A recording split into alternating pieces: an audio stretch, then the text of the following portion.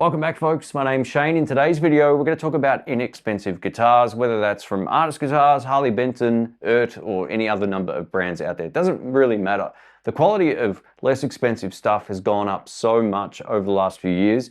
I'm going to talk about why and why it really almost doesn't matter what you buy anymore, it's going to be good.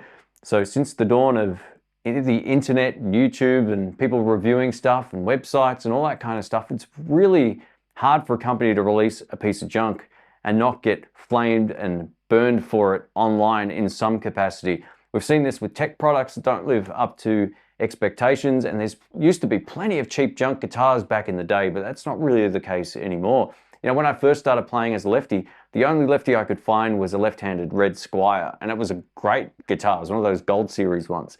And I love that guitar, but that was the only choice I had. Now there's so many guitars from so many brands in, of course, left and right-handed.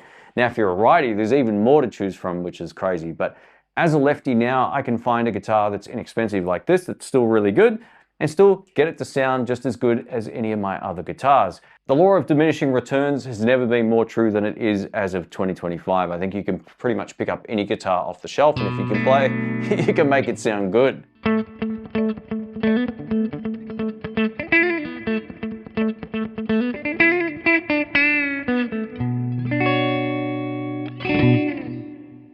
One of the big concerns a lot of people had with less expensive guitars back in the day, and it was a valid concern, was that they're just not built as well, or they don't play as well as the more expensive counterparts.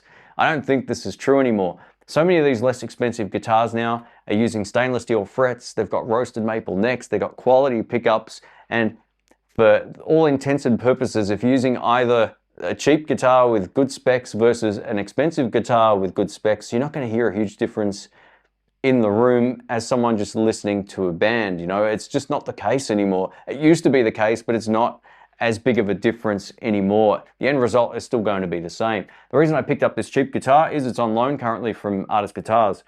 And it's great. It feels and plays every bit as good as any of my other Telecasters, or I would grab one of those Telecasters. And this wasn't the case many years ago. They've gotten much better with everything from the fret edges, locking tuners. It's nice and light. It's actually lighter than any Telecaster I've ever owned. And it's a beautiful looking guitar. And this is something that wasn't the case 10, 15 years ago. So it's good to see brands like this, you know, Harley Benton and whoever else making guitars at a more affordable price point, but with better specs.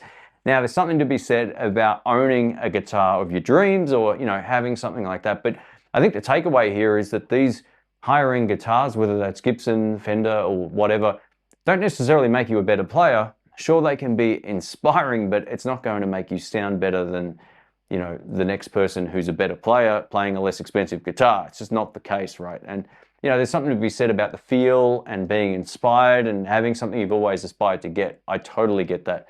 But what I'm saying in this video is there's so many great options now that if you can play guitar, doesn't matter your budget, you can make it sing. Whether you're playing a Squire Affinity, or you're playing this, or a Harley Benton, or an guitar, there's so many more options available now that are so much better than they were, and they have to be.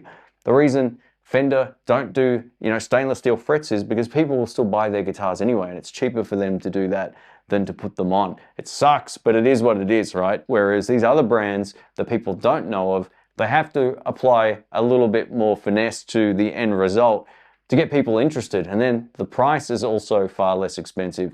There's always going to be a compromise with some guitars having dodgy switches, or maybe the pots don't roll as nicely or whatever, but at the end of the day, if you can play and you can dial in a good sound,